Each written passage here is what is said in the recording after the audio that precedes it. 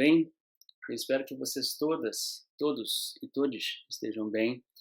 Esta é a nossa última aula, gravada em vídeo do curso de Economia Brasileira Contemporânea 3.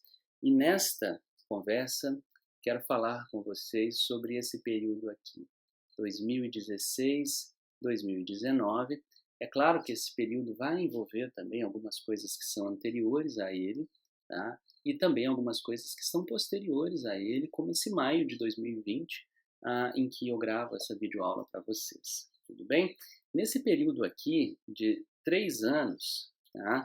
Nós temos, de 4 anos eu disse 3 anos porque eu vou partir de agosto de 2016 mais especificamente, mas nesse período aqui nós temos 3 presidências da República. Nós temos Dilma Rousseff até agosto de 2016, depois nós temos Michel Temer e por fim nós temos o presidente que até hoje está no poder, Jair Bolsonaro.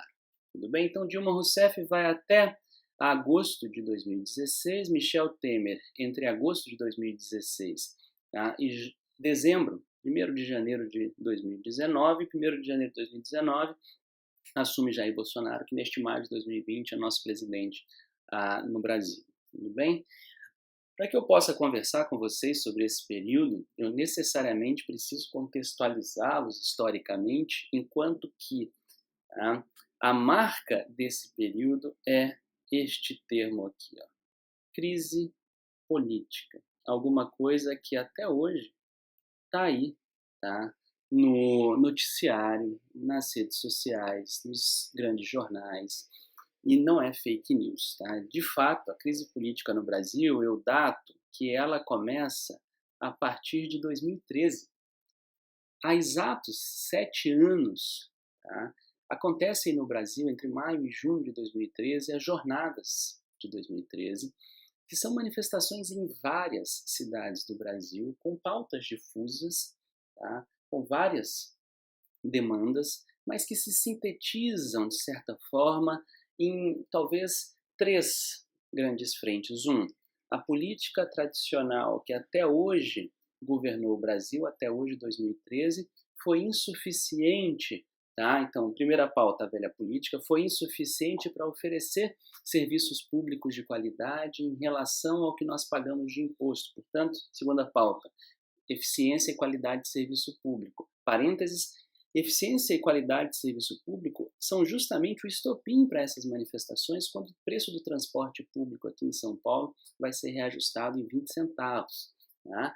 Terceira pauta, o Estado é ineficiente e oferta serviços de má qualidade porque, em última instância, ele é corrupto. Então, lembra, a gente teve muita discussão sobre corrupção o tempo todo no Brasil nesse período, tá? Inclusive agora, em 2018, quando a gente teve a eleição, em muito o que se ouvia como lema para se eleger Jair Bolsonaro era: ele é um cara da nova política, ele vai reduzir o tamanho do Estado, porque o Estado é grande, inchado e ineficiente, e ele está lutando, tá, contra a corrupção. Portanto, essas coisas se casam completamente e essas bandeiras vêm lá de 2013. É claro que elas vêm de antes, a gestação é de antes, mas o estopim é aqui em 2013. E aqui em 2013, não somente essas bandeiras foram colocadas à frente, até hoje elas resultam, tá, naquilo que a gente tem como narrativa que sustenta uma visão de mundo e que elegeu, portanto, Jair Bolsonaro no Brasil, mas também, nesse período, essa relação aqui, Dilma Rousseff e Michel Temer, que é uma relação, claro, entre PT de Dilma Rousseff e PMDB de Michel Temer, essa relação começa a azedar. Por quê? Porque Dilma Rousseff, tá, vai aproveitar as manifestações de junho, tá, maio e junho de 2013, para fazer algo que ela sempre teve vontade de fazer, que é extirpar o PMDB da política brasileira. Mas não adianta ter vontade de fazer isso, você tem que ser capaz de fazer isso. E ela não foi. E um caminho pelo qual ela tentou fazer isso foi se alijando de negociação com o Congresso Nacional. Então Dilma tinha, nesse período, uma popularidade muito grande, e ela resolveu, de alguma forma, bancar políticas que ela queria, tá, fazer, mas, sobretudo, escantear o PMDB surfando no apoio popular. O problema é que ela não conseguiu capitalizar isso daí tá? Quem conseguiu capitalizar, na verdade, foi muito mais a oposição a Dilma Rousseff, que colocou sobre ela, tá? Sobre seus ombros, a ideia de que o PT era corrupto, de que ela era inapta e que os problemas que a gente passava, que estavam lá naquelas bandeiras, decorriam, tá, da incapacidade de gestão dela e do partido dela. Então, a tentativa da Dilma deu muito errado. Tá? No final, vai culminar com o impeachment. A gente ainda tem capítulos dessa novela, mas ali começa a se azedar essa relação entre PT e PMDB. Tudo bem? Essa relação começa a azedar em 2013, mas em 2014, por muita articulação, tá, do Lula, PT e PMDB concorrem juntos ainda na mesma composição de chapa, Dilma Rousseff e Michel Temer, para a reeleição e ganham com uma diferença muito pequena de votos.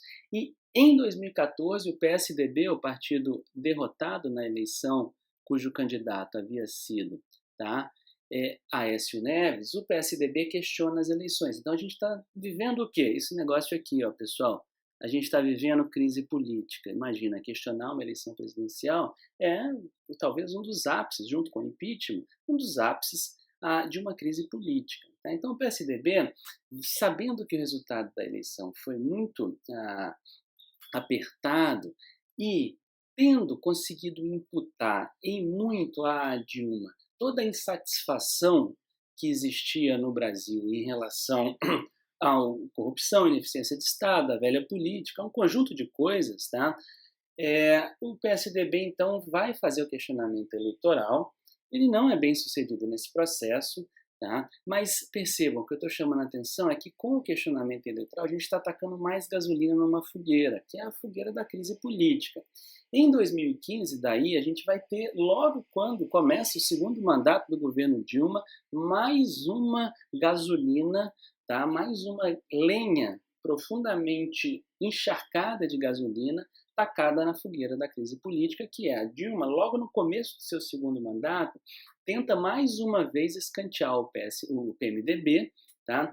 E o resultado é que ali, a partir de 2015, tá? Isso é muito interessante, é uma coisa até difícil de explicar, mas o Brasil tem muito disso. PT e PMDB, que formavam o governo, divorciam-se.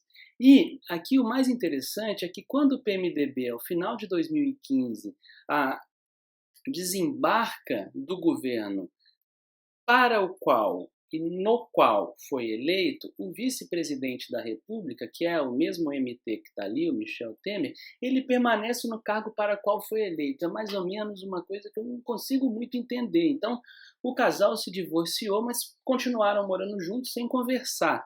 Tá? Não vai dar coisa boa, é difícil. As relações humanas, lembremos, são bem robesianas. Assim. A gente não vive em paz. Duvidam? Olhem para a janela agora, a gente vai perceber que nós estamos no meio de um conflito muito grande, de uma continuidade de crise política. Portanto, esse casamento aqui, em que o PMDB desembarcou do governo para o qual foi eleito e para a partir do qual governar, tá? Ao desembarcar, ele permanece no cargo, mas não no governo. Não sei muito bem explicar isso, tá? Para quem quiser, eu publiquei na Carta Capital um artigo na época chamando Temer, o comandante do desembarque, porque o comandante do desembarque permaneceu no avião, tá? Depois leiam lá, é uma tentativa de explicar talvez uma coisa que é inexplicável. Gringo vai ter muita dificuldade de entender isso, tá? Mas a gente aqui está mais acostumado com essas confusões, então foi isso que aconteceu. A fogueira aqui aumentou de tamanho, tá? E virou um incêndio incontrolável. Tá? Então, em dezembro de 2015, aqui, ó, em dezembro de 2015, o governo Dilma Rousseff vai efetivamente começar a degringolar, tudo bem? Ele começa a degringolar porque o Eduardo Cunha, do PMDB, aceita o pedido de impeachment, tá? Protocolado na Câmara dos Deputados, e a partir de então todo o processo de impeachment que decorre até agosto de 2016 acontece, tá? Em maio de final de abril, começo de maio de 2016, nós temos a retirada, o afastamento de Dilma Rousseff, tá? da Presidência da República. Por quê? Porque a Câmara dos Deputados aceitou o pedido de impeachment e aí o processo vai para o Senado, tá? E nesse período aqui, Dilma Rousseff é uma presidente afastada e Michel Temer é um presidente interino, sendo que a partir de agosto, tá, quando a Câmara dos Deputados confirma o processo de impeachment, tá, ele se torna, portanto, o presidente efetivo do Brasil e ele vai ficar de agosto de 2016 a maio de 2017 efetivamente governando. Por quê? Porque aqui em maio de 2017, tá, acontece aquele Joesley Day, tá, que foi o dia que o presidente foi, digamos, ele não foi gravado nesse dia, mas foi o dia em que se apresentou à mídia, tá, que o presidente havia sido gravado em uma conversa com Joesley Batista, um dos donos da JBS, tá, em um encontro com Joesley Batista, fora da agenda, conversando coisas sobre a política brasileira. A gente tem também, nesse mesmo bojo das denúncias de Joesley, o candidato aqui derrotado de 2014, sendo também pego, tá, em conversas escusas. E, bem, vocês sabem dessa história, não vou ficar aqui falando sobre isso. Mas o que eu quero chamar a atenção é esse recorte aqui, ó, tá? Agosto de 2016 a maio de 2017, esses quase 9 meses, tá, em que nós temos efetivamente o governo Temer. Tudo bem? Por quê? De maio de 2017 até o final do seu mandato, 31 de dezembro de 2018, o governo Temer tudo o que faz é evitar que o presidente Temer seja investigado, que se permita a abertura de inquérito pelo Supremo Tribunal Federal para investigar. Essa abertura de inquérito depende de aprovação da Câmara dos Deputados e o governo Temer vai fazer o possível para fazer com que a Câmara dos Deputados não permita a abertura do inquérito e ele consegue vencer 2 dessas rodadas. Então, o que nós temos de governo efetivamente está nesse período. E nesse período, o que acontece, tá, de relevante economicamente? Nós temos algumas coisas que acontecem. Basicamente, nós temos 4 coisas que acontecem de relevante economicamente. A mais importante delas, tá, é essa tal PEC do teto. Vocês conhecem muito bem, ela está em discussão todo dia também no noticiário, e ela foi a proibição de se aumentarem os gastos do governo, tá, a partir da elaboração do orçamento de 2017 para viger a partir de 2018, além do aumento da inflação do ano precedente. Portanto, tá, por 20 anos, esse é o período de validade da PEC, ela tem a partir do 10º ano, tá? No 10º ano ela tem uma revisão sobre se continuará ou não, mas a vigência dela são 20 anos, tá? E nesses 20 anos, o gasto global primário do governo federal não pode crescer para além da inflação. Portanto, o que se está dizendo é um nominalismo em termos de gastos, isto é, o gasto não vai crescer em termos reais. Se o PIB cresce em termos reais, a relação tá, gasto sobre PIB vai necessariamente reduzir, porque esse daqui cresce em termos reais, esse daqui tem um teto. Logo, a tentativa, tá, da PEC do teto era resolver o crescimento percebido, tá, pelos propositores da PEC do teto do gasto primário federal em relação ao PIB. Tudo bem? Então aproveitaram-se 2 frentes ali de discussão. Uma, várias pessoas que olhavam e entendiam que os gastos brasileiros do governo federal cresciam, tá, estruturalmente desde que a gente organizou a economia com um plano real. Então as pessoas falaram, não, a gente precisa resolver esse crescimento estrutural.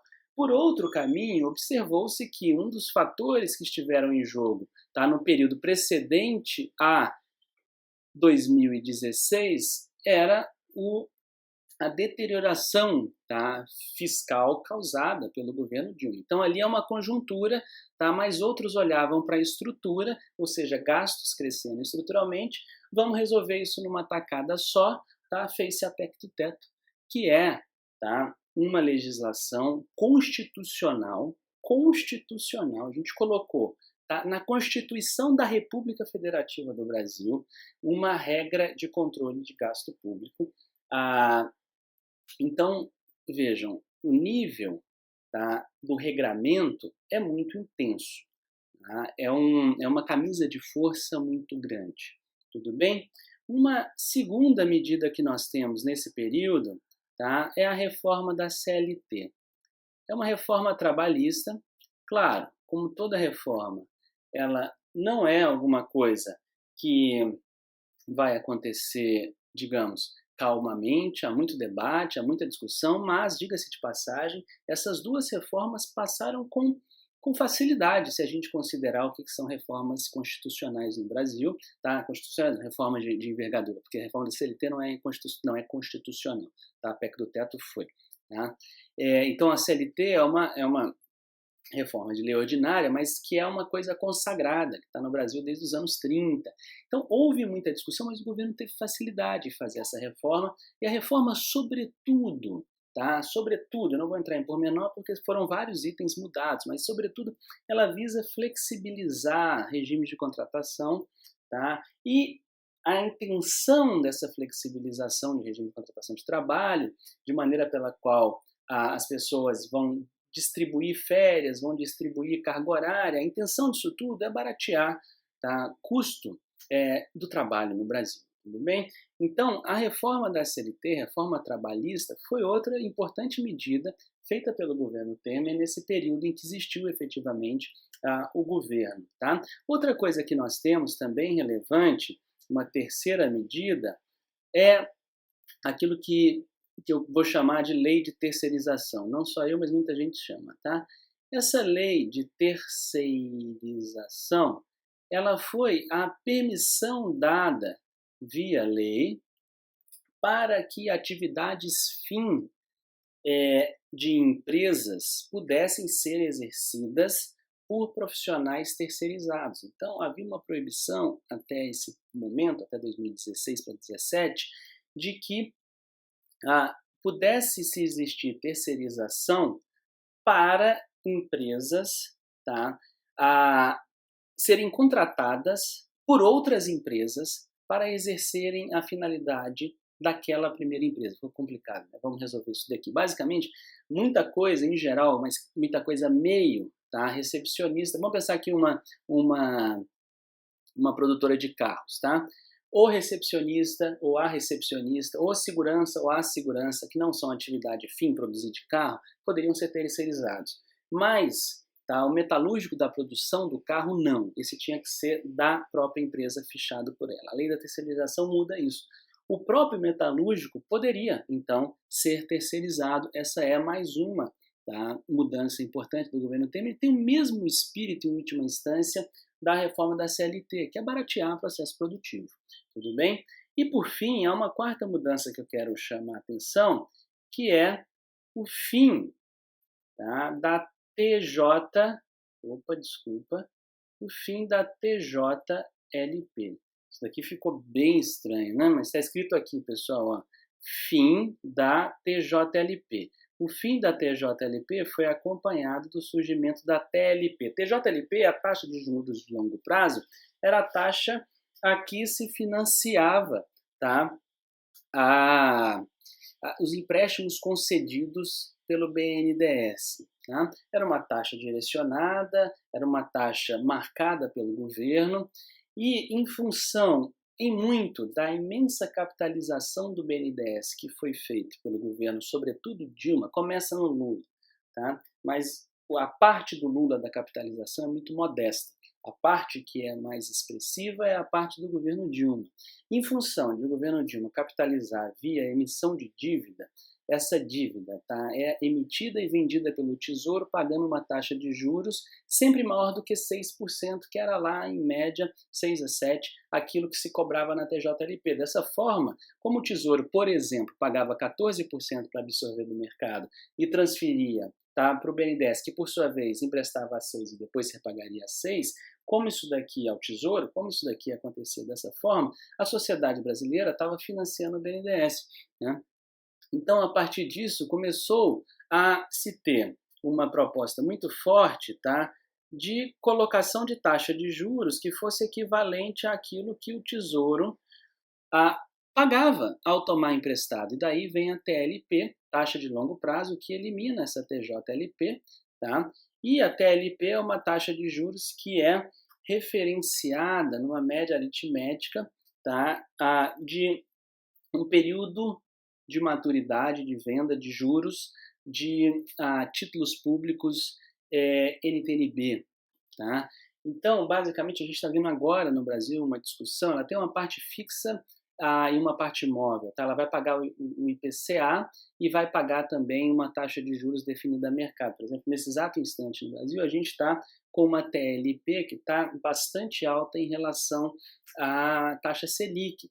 Claro, a TLP é uma taxa que, como é ancorada em títulos públicos vendidos pelo Tesouro Nacional, e assim eliminou-se aquela diferença entre o que o Tesouro cobrava ao emprestar, e o que o BNDES cobrava ao emprestar, e o que o Tesouro pagava para tomar emprestado e passar para o BNDES. Eliminou-se essa diferença. Isso daqui, Então, o BNDES ele vai emprestar a TLP. E a TLP, a taxa de longo prazo, ela é a taxa que o Tesouro está pagando para tomar emprestado. Então, equalizou-se isso daí. Mas junto com a equalização, também já aconteceu a própria devolução de majoritária parte dos empréstimos passados pelo Tesouro Nacional ao BNDES.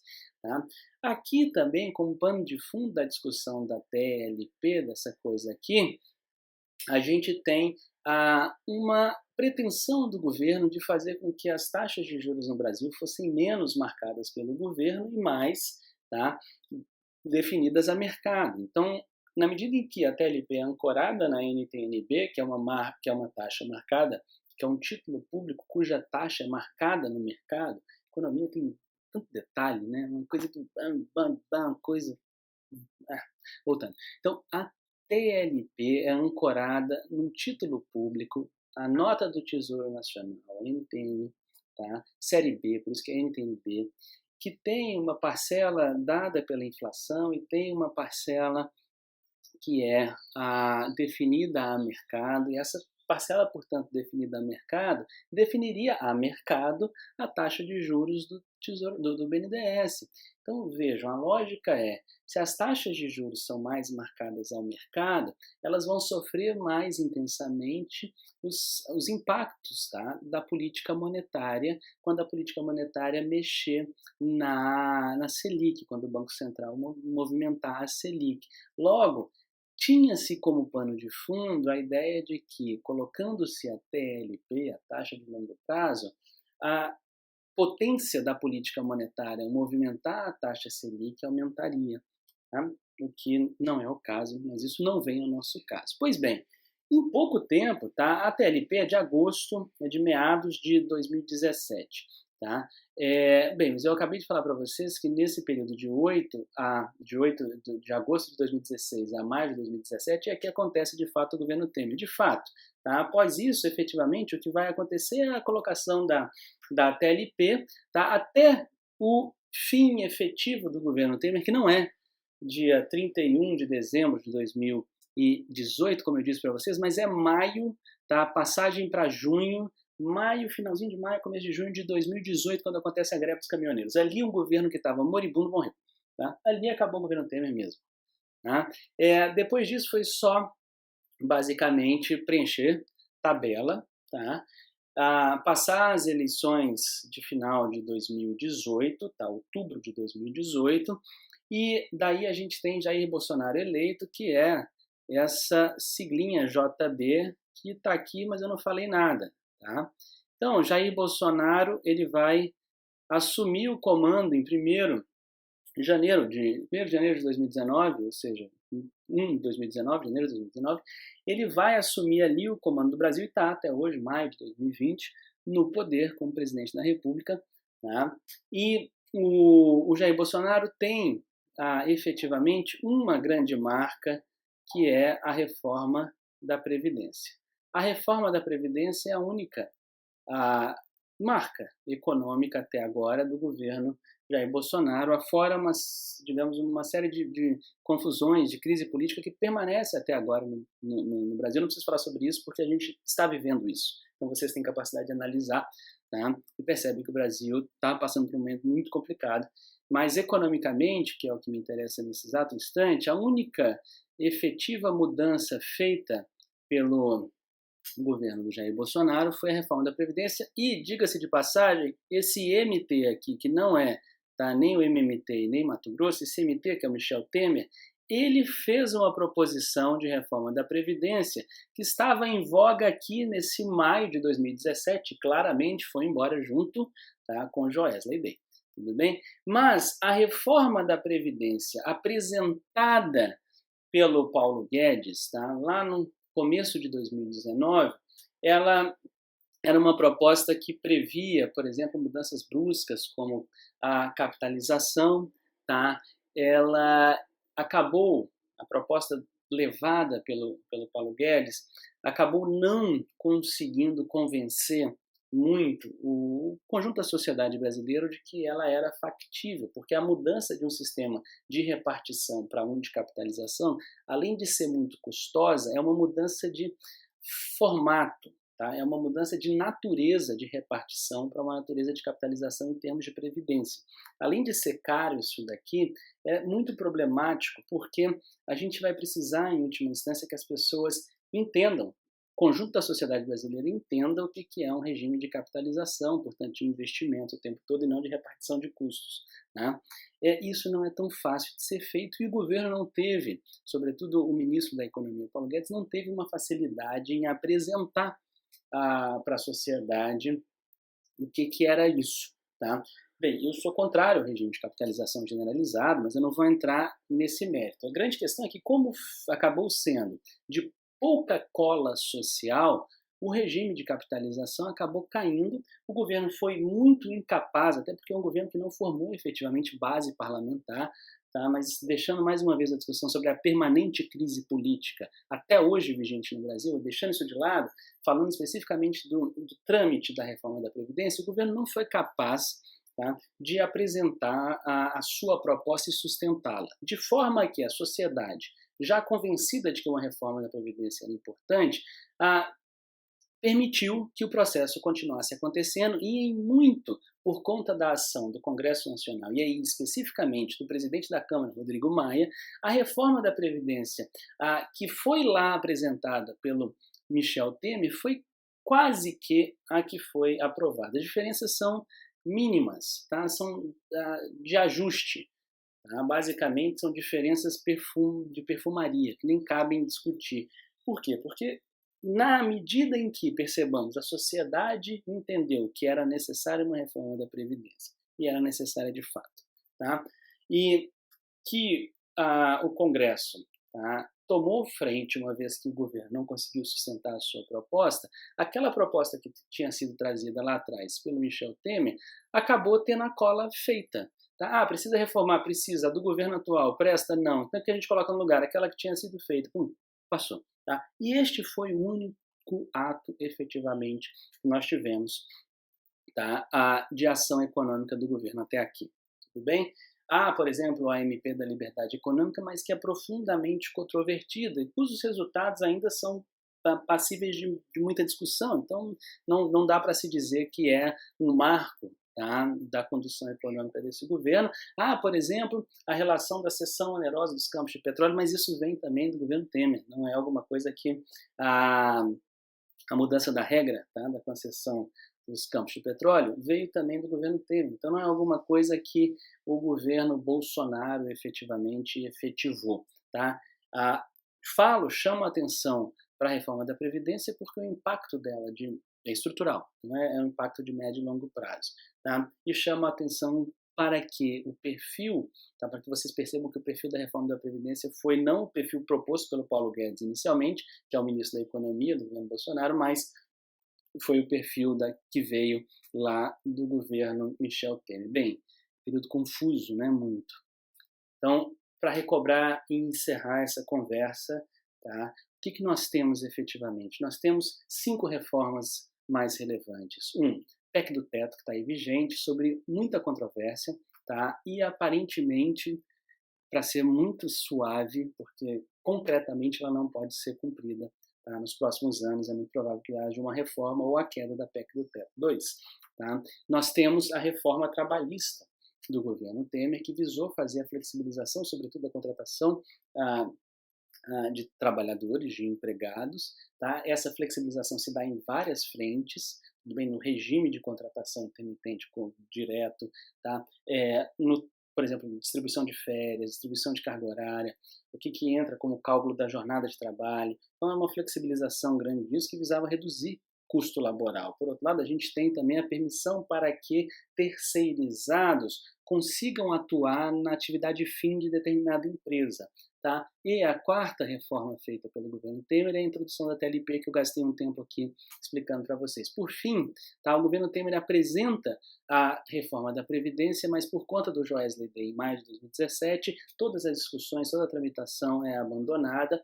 A reforma da Previdência vai voltar a ser proposta pelo governo eleito em 2018, que assume em 2019, que é o governo Bolsonaro, e que consegue fazer muito mais por mérito do Congresso do que pelo ministro da Economia, tá?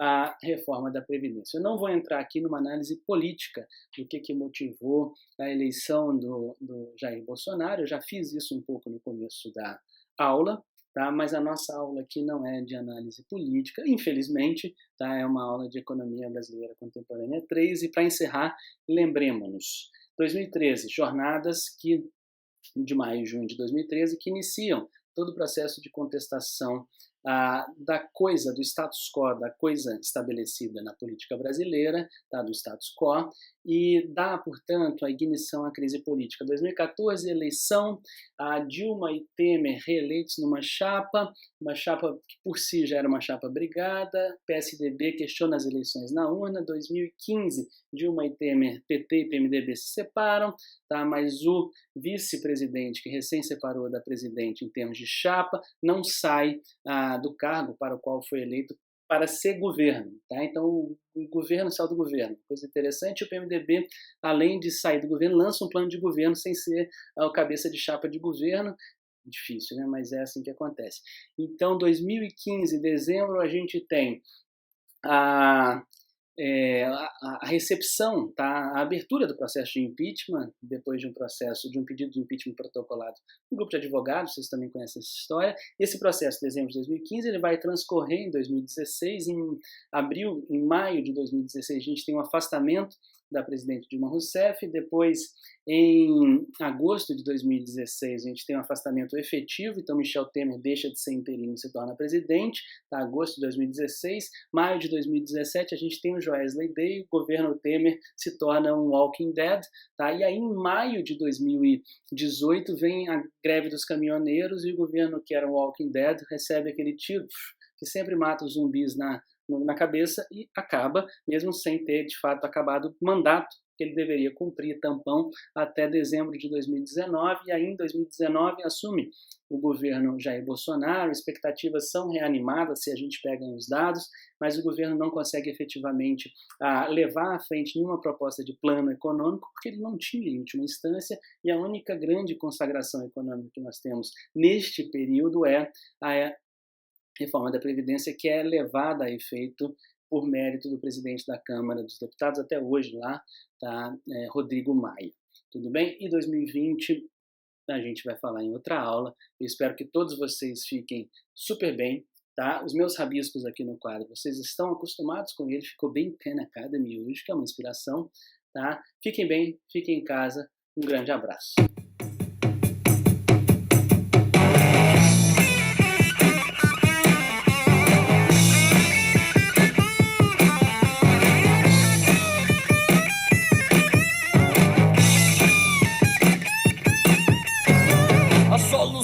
nosso povo eu vou dar.